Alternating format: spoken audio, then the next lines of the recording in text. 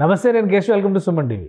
ఆంధ్రప్రదేశ్లో కొత్తగా ఏర్పడిన ప్రభుత్వం కక్ష సాధింపులకి పాల్పడుతుందంటూ ఢిల్లీ వీధుల్లో వైఎస్ఆర్సీపీ అధినేత జగన్మోహన్ రెడ్డి ధర్నా చేశారు.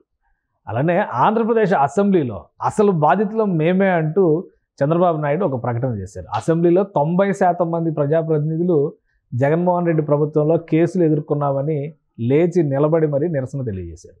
నిజంగా ఆంధ్రప్రదేశ్లో అసలు బాధితులు ఎవరు, ప్రజల్ని అయోమయాన్ని గురి చేసేటువంటి రాజకీయాన్ని ఎవరు అనుసరిస్తున్నారు, ఈ అంశాలను విశ్లేషించేటువంటి ప్రయత్నం చేద్దాం. మనతో పాటు పొలిటికల్ అనలిస్ట్ చంద్ర శ్రీనివాస్ గారు. శ్రీనివాస్ గారు నమస్కారం అండి.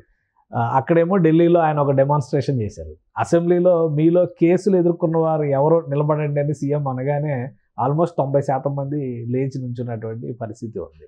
ఏంటి ఆంధ్రప్రదేశ్లో కక్ష సాధింపా కాదనేది పక్కన పెడదాం. అయితే గత ప్రభుత్వం చేసిన దానికి ఇప్పుడు ప్రతిఫలం అనుభవిస్తుందా, లేదంటే నిజంగానే ఆంధ్రప్రదేశ్లో వీళ్ళని టార్గెట్ చేసి వేధిస్తున్నారా? ఢిల్లీలో ఆల్మోస్ట్ అయ్యే పక్షాలన్నీ వచ్చినాయి, కాంగ్రెస్ మినహా మిగతా అన్ని పార్టీలు వచ్చి సంఘీభావం తెలిపినాయి జగన్మోహన్ రెడ్డి గారికి. ఇది ఒక రాజకీయ ఎత్తుగడగానే మనం చూసే అంశంగా చూడాలా, లేదా నిజంగానే ఒక రాజకీయ పరిణామం కొత్తగా జరగబోతుంది అనుకోవాలా? ఇక్కడ ఏం పరిణామం ఏమి జరగదండి, రాజకీయ ఎత్తుగడే. ఇక్కడ అనుకోని అద్భుతాలు ఏమి జగన్మోహన్ రెడ్డి గారు ఊహించినట్టు ఏం జరగవు ఇక్కడ. ఎందుకంటే నువ్వు చెప్పిన విజయ కదా నిరజాక్షి అన్నట్టుగా, మీరు 5 సంవత్సరాలు చేసిన రాజకీయ పాలన అది ఎవరు కాదనలేనిది. ఎందుకంటే ఇప్పుడు ఈ రోజున మాకు అన్యాయం జరిగిపోతుంది అని చెప్పి ఢిల్లీ వేదికగా మీరు వెళ్ళారు కదా, 2 నెలలు కూడా కాకముందే. మరి వాళ్ళు 5 సంవత్సరాలు ఎంత మానసిక క్షోభ గురయ్యారు. చివరికి చంద్రబాబు నాయుడు గారితో సహా మేము బాధితులు అని చెప్పి ఎవరు ఆ పొజిషన్లో చెప్పరు. యాక్చువల్గా నేను బాధితులు, నన్ను శారీరకంగా మానసికంగా అన్ని రకాలుగా కుంగదీశారని చెప్పి 4.5 దశాబ్దాలు ఉన్న అనుభవం ఉండి 14.5 సంవత్సరాలు సీఎంగా చూసిన వ్యక్తి ఒక నిండు సభలో దేవాలయంగా భావించే అసెంబ్లీలో తన బాధ వ్యక్తం చేశాడంటే ఇంతకంటే దారుణమే ఉందండి. ఇప్పుడు అసోసియేషన్ ఫర్ డెమోక్రటిక్ రిఫార్మ్స్ అనేది ఒక రిటైర్డ్ జడ్జిలు, రిటైర్డ్ ఐఏఎస్ ఆఫీసర్స్ కలిపి ఒక నివేదిక ఇస్తుంటారు ప్రతి ఎలక్షన్ టైంలో. ఈ దేశంలో నేర చరిత్రలో ఎవరు పార్లమెంట్లో అసెంబ్లీలో అడుగు పెట్టకూడదని. దాంట్లో ఈ దేశంలో 33 కేసులు ఉండి దాంట్లో 26 కేసులు క్రిమినల్ ఇంటిమేషన్ ఇంటెన్షన్ ఎక్కువ ఉన్న కేసులు జగన్మోహన్ రెడ్డి గారి మీద ఉన్నాయి. మరి ఆయన ప్రజాస్వామ్యం ప్రకారం ఆయన ఎన్నుకున్నారు కాబట్టి ప్రజలు ఆయన్ని సీఎంగా చేశారు. సరే, ఆయనకున్న ఎగ్జామిషన్స్ వల్ల, విచక్షణ వల్ల 500 సార్లు వాయిదా వేసుకున్నారు.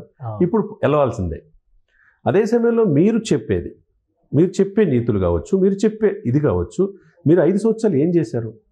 ఇప్పుడు 4 దశాబ్దాల అనుభవం ఉన్న వ్యక్తిని జైల్లో పెట్టి 53 రోజులు రాకుండా చేయాలని ప్రయత్నం చేశారు కదా. ఏ కార్యకర్తలు బయటకు తిరగనీయకుండా చేశారు కదా. ఆ జెండా పట్టుకుంటే కేసులు పెట్టారు కదా. తప్పు చేశారు కాబట్టి జైల్లో పెట్టారు. చట్టం తన పని తాను చేసుకుపోతుంది అంటారు వైసీపీ నాయకులు. అంటే ఇక్కడ ఏంటంటే తప్పు ఇవన్నీ పక్కన పెడితే వైసీపీ నాయకులంతా వాళ్ళ మాట్లాడిన తీరు, వాళ్ళు తీసుకున్న నిర్ణయాలు, ఒక ముఖ్యమంత్రిగా చేసి 14 సంవత్సరాలు చేసిన వ్యక్తికి అతన్ని కర్నూలులో ఏ విధంగా అరెస్ట్ చేసిన తీరు అందరూ చూసి సమాజం చూడందేం కాదు. అదే కాకుండా ఆయన్ని నిండు అసెంబ్లీ సాక్షిగా అతన్ని అవమానించినట్టు, అతని కళ్ళమ్మట నీళ్లు తెప్పించి వాళ్ళ భార్యని, బిడ్డని, లోకేష్ బాబుని మాట్లాడింది ఈ రోజున జగన్మోహన్ రెడ్డి గారు గుర్తు రావట్లేదా? అదే సమయంలో ఒక్క ఆయన్నే కాదు, నెక్స్ట్ పవన్ కళ్యాణ్ గారిని గారి గురించి అన్నారు కదా నిన్న అసెంబ్లీలో చంద్రబాబు నాయుడు గారు. ఇదే సంఘటన రియల్ లైఫ్ లో జరుగుంటే ఎగిరెగురుతాను. అంతే కదండి. ఇప్పుడు ఆయన కింద నేల మీద పడుకున్నాడు సార్. ఇప్పుడు ఆ నేల మీదనే కాదు సార్, విశాఖపట్నంలో ఆయన్ని 8 గంటల పాటు నిర్బంధించారు సార్ హోటల్లో. ఆయన ఏం చేసేవాళ్ళు? ఆయనకున్న ఫ్యాన్ ఫాలోయింగ్ ఉంది కాబట్టి, భయపడి వెనకున్న అనేక రకాలుగా ఉంది కాబట్టి, ఆయన సపోర్ట్ ఉంది కాబట్టి సరిపోయింది కాబట్టి, చివరికి ఆయన ఎయిర్పోర్ట్ నుంచి బయటకు వచ్చి మాట్లాడతాను, బయటకు వస్తే ఒక డిఎస్పీ స్థాయి అధికారి కూడా మీరు మాట్లాడటానికి వీల్లేదన్నారంటే ఎంత దారుణం! అది రాజకీయమా, ప్రజాస్వామ్యమా? అంటే మీ ఇష్టం వచ్చినట్టు మీ 5 సంవత్సరాల అధికారంలో ఉన్నప్పుడు అది చంద్రబాబు నాయుడు గారు లేదు, పవన్ కళ్యాణ్ లేదు, అచ్చెన్నాయుడు లేదు, ఎవరు ఇప్పుడున్న స్పీకర్ విషయంలో మీరు ఆయన మీద రేప్ కేసు పెట్టారండి. ఆ వయసులో రేప్ కేసు పెట్టారు మీ మీద అని చెప్పి నేను అంటే ఎంత దారుణమా? అరే మీరు చెప్పింది మాత్రం మీకు వర్తిస్తుంది, మిమ్మల్ని ఎవరైనా అంటే కానీ ఇది కాదు. ఇక్కడ ఏంటంటే గత 5 సంవత్సరాలు సార్ ఎప్పుడు లేని విధంగా చంద్రబాబు నాయుడు గారిని అవమానించిన తీరు, నోటికొచ్చినట్టు మాట్లాడిన కొడాలి నాని కావచ్చు, వంశీ కావచ్చు, జగన్మోహన్ రెడ్డి గారు కావచ్చు, రోజా కావచ్చు, చాలా దారుణం. వాళ్ళు చేసిన దానికి అనుభవించాల్సిందే. మీరు చేసిన తప్పులు చేశారు. ముఖ్యమంత్రిగా చేసిన వ్యక్తి పట్ల కక్ష సాధింపు కాదు. అన్ని రాజకీయ పార్టీలు వచ్చి జగన్మోహన్ రెడ్డి గారి సంఘీభావం తెలిపి మిమ్మల్ని ఆంధ్రప్రదేశ్లో రాక్షస పాలన నడుస్తుందని చెప్పని అన్నారు వీళ్ళందరూ అని చెప్పని వీళ్ళు స్టేట్మెంట్లు ఇచ్చారు కదా. ఇప్పుడు మేము బాధితులు అంటే 90% అసెంబ్లీలో వేశారంటే రెండో వ్యక్తి పవన్ కళ్యాణ్ మనం చెప్పుకున్నాం. ఆయనైతే ధైర్యంగా ఎదుర్కొన్నాడు. ఈరోజు జగన్ నిన్ను గద్దె దించకపోతే నేను పవన్ కళ్యాణ్ కాదన్నది బయటకు వచ్చాడు. ధైర్యంగా అన్నాడు కాబట్టి ఇతన్ని అసెంబ్లీ గేటు టచ్ చేసి 21 మందిని గెలిపించుకుని 100% స్ట్రైక్ రేట్. జగన్ గారికి ఇవ్వాల్సిన ప్రాధాన్యతను కూడా ప్రధాన ప్రతిపక్షాలుగా ఆయనే తీసేసుకున్నాడు. అది ఆయన నిరూపించుకున్నాడు. ఇకపోతే అచ్చెన్నాయుడు ఆరోగ్యం బాగాలేదని చెప్పేసి ఆయన్ని ఇచ్చేస్తుంటే మొదలు ఆపరేషన్ జరిగితే 12 గంటల పాటు ఆయన్ని నరకం అనిపించాడు సార్, రక్తం గారుతా. ఇకపోతే ఆయన పార్టీ ఎంపీఏ రఘురామకృష్ణరాజు కొన్ని వేల కోట్ల ఆస్తులు, చివరికి 4 సంవత్సరాలు ఆయన నియోజకవర్గాన్ని ఎలగలిగాడే సార్. గుండెల మీద ఆపరేషన్ జరిగింది, ఓపెన్ హార్ట్ సర్జరీ అంటే గుండెల మీద కానిస్టేబుల్ ఉండి ఆయన కాళ్ళు అంతా ఇంత లావు వాసేటట్టు కొట్టింది. అది నిజం కాదా? ఒకటే ఇది, ఇప్పుడున్న స్పీకర్ని ఎట్లా వివరించారు? తన ఇల్లు, తన బిడ్డలను కూడా ఎంక్వైరీ చేసి తన ఫ్యామిలీ అంతా చిత్రహింసలకు గురి చేయలేదా? అదే స్పీకర్కి చూడండి ఏమవుతుంది, విధి ఎంత విచిత్రమైనదో. అదే స్పీకర్కి నాకు ప్రధాన ప్రతిపక్ష హోదా కల్పించండి అని చెప్పి లెటర్ పెట్టుకునే పరిస్థితి వచ్చిందంటే ఏంటంటారు? అది విధి అంతా రాసి ఉంటుంది. ఈ విధి నడుపుతున్నటువంటి వింత నాటకంలో జగన్మోహన్ రెడ్డి గారు ఇక అసెంబ్లీకి రారా? ఇంత చర్చ నడుస్తుంది, వైట్ పేపర్స్ రిలీజ్ చేస్తున్నారు, ఆయన బయట ప్రెస్ మీట్లు పెడుతున్నారు, కానీ ఢిల్లీలో ధర్నాలు చేస్తున్నారు, కానీ అసెంబ్లీలో మాత్రం మళ్ళీ అడుగు పెట్టలేదు. అసెంబ్లీకి వస్తే రావాలనే అందరూ కోరుకుంటున్నారు. ముఖ్యంగా పవన్ కళ్యాణ్ గారు నేను మాట్లాడేటప్పుడు కూడా లిక్కర్ పాలసీ పెట్టిన తర్వాత దానివల్ల ఎంత పదుల మంది నాసిరకం ఇవ్వడం వల్ల ఎంతమంది చనిపోయారు కూడా చెప్పే క్రమంలో ఇటువంటి ఆయన అన్న మాట, ఇటువంటి దోషులు పారిపోయారు అసెంబ్లీ నుంచి, ఢిల్లీలో ఏదో ధర్నా చేస్తున్నారు, ఇటువంటి వాళ్ళు ఉపేక్షించడానికి కుదరదని నేను స్పీకర్ చెప్తా, ముఖ్యమంత్రి గారు కూడా చెప్పారు. అంటే ఏంటి, మేము కక్షపూరితంగా వివరించాం, కానీ గతంలో మీరు చేసిన తప్పులు మాత్రం శిక్ష అనుభవించాల్సిందంటే వాళ్ళు క్లారిటీతో ఉన్నారు సార్. కక్ష సాధింపు rule is rule for all. ముందు ముసలి పండుగే కాబట్టి మీరు అధికారం ఉంది కదా అని చెప్పేసి మేము మరలా 5 సంవత్సరాలు కాదు 10 సంవత్సరాలు మేమే ఉంటామన్న ఉద్దేశంతో ప్యాలెస్లు కట్టుకున్నారు.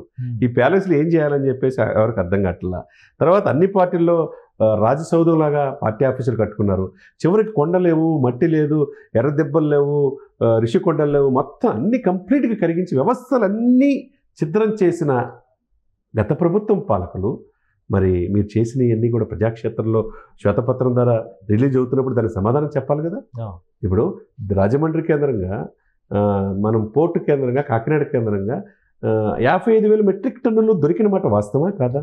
రూపాయి బియ్యం 40 రూపాయలు ప్రభుత్వం ఇస్తుంది, కేంద్ర ప్రభుత్వం సబ్సిడీ ద్వారా రాష్ట్ర ప్రభుత్వం కలిసి పేదవాడికి రూపాయికే ఇస్తుంటే దాన్ని రీసైక్లింగ్ చేసి మీరు 90 రూపాయలు ఆఫ్రికా కంట్రీస్కి సరఫరా చేస్తున్నమాట వాస్తవా కాదా? ఇవన్నీ కూడా తేలాల్సిందే. ప్రజల చట్టపరంగా ఎలా ప్రొసీడ్ అవ్వాలి అనేది రెడీ చేసి డెఫినెట్గా తీసుకుంటారు, చట్ట ప్రకారంగా తీసుకోవాలి. దీంట్లో ఎంత పెద్ద తలకాయలు ఉన్నా ఎవరిని ఉపేక్షించడానికి వీల్లేదు. ఇది ప్రజల సొమ్ము, ప్రజల తరపున కస్టోడియన్గా ఉండాల్సిన గత ప్రభుత్వ పాలకులు వ్యవహరించిన నిర్లక్ష్య వైఖరికి మూల్యం చెల్లించాల్సిందే. అంటే ఇప్పుడు వాళ్ళ మీద యాక్షన్ తీసుకునేటువంటి క్రమంలో కూడా చట్టాలను ఉల్లంఘిస్తున్నారు, కక్షపూరితంగా వ్యవహరిస్తున్నారు, కావాలనే చేస్తున్నారు, ఈ విమర్శలు వస్తున్నాయి కదా. ఇప్పుడు పెద్దిరెడ్డి రామచంద్రారెడ్డి గారు ఉంది, ఆయన ఇంటికి రోడ్డు వేస్తే రోడ్డుకి అటు ఇటు గేట్లు పెట్టి ఎవరు రానివ్వకుండా ఆపేసాడు. కోర్టు చెప్తే కానీ వాళ్ళు ఓపెన్ చేయని పరిస్థితి. ఇవన్నీ చట్టాన్ని అతిక్రమించి చేస్తున్నట్ట, చట్ట పరిధిలోనే ప్రస్తుత పాలకులు చర్యలు తీసుకుంటారు. చట్టం అతిక్రమించిస్తే కోర్టులు ఉన్నాయి సార్. ఇప్పుడు చట్టం అతిక్రమించింది, అసెంబ్లీ కూడా నన్ను స్పీకర్ కూడా పట్టించుకోవట్లేదు, నన్ను అవమానిస్తున్నారు, కోర్టుకి వేసారు కదా, కోర్టుకి వెళ్ళాడు. కోర్టులో ఏం చెప్పిద్దో వెయిట్ చేయాలి కదా, కోర్టులో ఉంటాయి. ఈ కోర్టు పని చేయకపోతే సుప్రీంకోర్టుకి వెళ్ళండి. కోర్టు తేలే వరకు అసెంబ్లీకి వెళ్తారనేది మనకు తెలియాలి. ఇప్పుడు అసెంబ్లీకి వెళ్తే ప్రభుత్వం చేసే పాయింట్కి సమాధానం చెప్పాలా? శ్వేతపత్రం ఇచ్చినప్పుడు సమాధానం చెప్పాలి. చెప్తే ప్రజలు ఆహ్వానిస్తారు. చెప్పలేని పరిస్థితులు ఉంటే దోషులుగానే ముద్ర పడతారు కదా. నాకు అనిపిస్తుంది కోర్టులో విషయం తేలే వరకు, ఎందుకంటే అది విచారణకు స్వీకరించారు, వాయిదా వేశారు, బహుశా సెప్టెంబర్కి ఎప్పటికీ వాయిదా వేశారు. అప్పటి వరకు అసెంబ్లీకి వెళ్ళరు జగన్మోహన్ రెడ్డి. నేను అనుకునేది ఏంటంటే అదొక సాకు చెప్పి తప్పించుకోవడం తప్పితే ప్రజలకు ప్రజాక్షేత్రంలో 11 మంది అయినా కానీ ప్రజలు మీరు అకౌంటబుల్గా ప్రజల తరఫున మీ 11 మంది అంటే 40% ఓట్లు మీకు వచ్చినాయి కదా. ఆ ప్రజలకు సమాధానం చెప్పాలి కదా, చెప్పాలి. ప్రజల తరఫున మీరు అడగాలి కదా, అడగాలి, హుందాగా అడగండి. అడిగితే అధికార పక్షం కూడా చెప్పాల్సిన అవసరం ఉన్నది. కానీ దేవాలయాలు అంటే అసెంబ్లీకి కూడా వెళ్ళకపోతే చాలా తప్పు. వేరే సంకేతం ప్రజల్లో. రైట్, థ్యాంక్ యూ చంద్ర శ్రీనివాస్ గారు. ఇది ఆంధ్రప్రదేశ్లో బాధితులు ఎవరు అనే అంశం పైన ఆసక్తికరమైనటువంటి చర్చ నడుస్తుంది. వైసీపీ నాయకులు ఇప్పుడు జరుగుతున్నటువంటి అంశాలను దృష్టిలో పెట్టుకొని మాకు అన్యాయం జరుగుతుందంటే 5 ఏళ్లుగా జరిగినటువంటి అంశాల జాబితాని అధికార పక్షం బయటికి తీసుకొస్తున్నటువంటి పరిస్థితి. అసలు అసెంబ్లీకి వెళ్లకుండా బయటే రాజకీయాలు చేసేటువంటి వ్యూహాన్ని జగన్మోహన్ రెడ్డి అనుసరిస్తున్నట్టుగా ఉంది. కోర్టు కేసుల సాకుతో అసెంబ్లీ గడప తొక్కకపోతే కనుక ప్రజాస్వామ్యానికి ద్రోహం చేసినట్టే అవుతుందని చంద్ర శ్రీనివాస్ గారు అంటున్నారు. ఇది స్పెషల్ డిస్కషన్. Keep watching.